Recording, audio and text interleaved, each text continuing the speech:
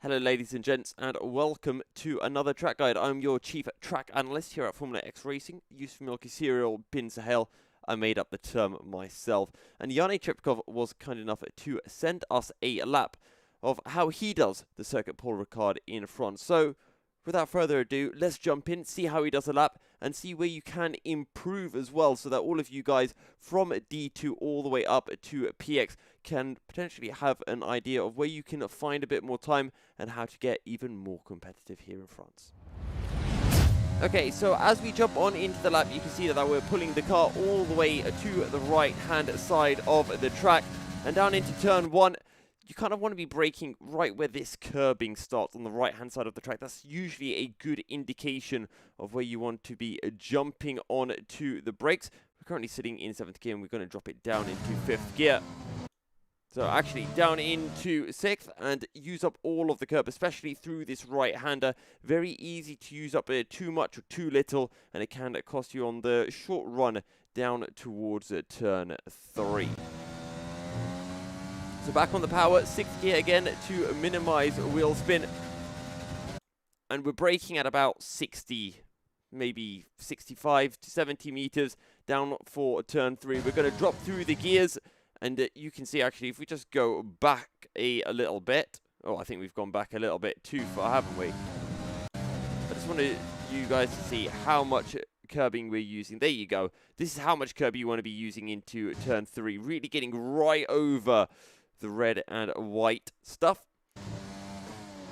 And then drop it down one more gear and hold it tight through this left-hander. We come out maybe a little bit too wide. We try to pull it back to the left so that we can slingshot our way through this right-hander. And look, again, using up all of the track on a corner exit. We're up in 3rd gear. We could probably short shift up to a 4th.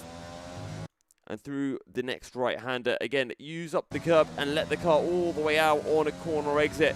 Completely flat as you make your way on to the back straight. DRS open and get ready to spot your braking point down into the bus stop chicane. And this is where you want to be braking. You want to be looking at this part of the track right here. Again, where this curbing starts as your brake marker. And we drop down the gears. Maybe missing the apex a little bit. We could use up more of the track. You can see where the white line is just on top of the Tag Heuer sticker on the halo. And you kind of want your front right wheel to be right up that, just so you're carrying as much speed as you can, opening up the corner as much as possible. Down into the right-hander. Again, if we had used up more of that curb through the left, we could be opening up our steering a little bit more, getting a smoother line and getting onto the power earlier for the second part of the back straight. Again, make sure not to lose the rear end. Use up all of the track on a corner exit. And there is a lot of grip on the curbs here at front, so don't be scared to use it. Into the long right-hander, completely flat. Let the car all the way out.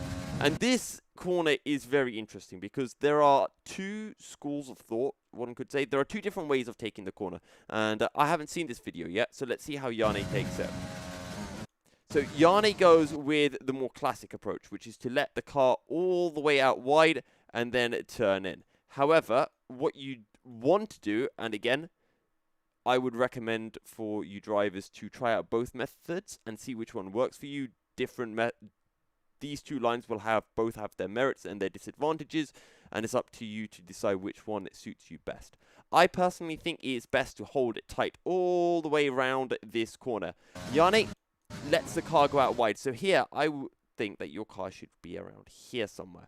And you can hold it tighter, that way you're taking a shorter distance through the corner, and you will be able to take the corner quicker, especially if you get on the brakes a little bit too much. So I think holding it tight tends to be a much easier line to take and a much easier line to do consistently well. I think if you're looking for an ultimate lap time, a really quick hot lap, this may be the more ideal line. But again, I think to all of you viewers, you should try doing both and see which one works better for you.